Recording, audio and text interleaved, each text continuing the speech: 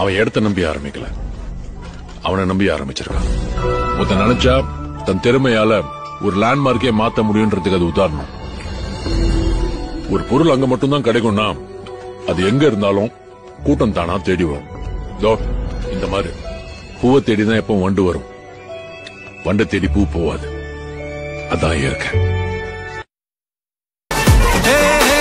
தண்ணி இல்ல ஊருக்குள்ள குயிலங்க பாட்டெல்லாம் கேட்பதில்ல, கண்ணா கட்டும் கண்ணீர் இல்ல மயிலுங்க ஆட்டத்தை பார்ப்பதில்ல.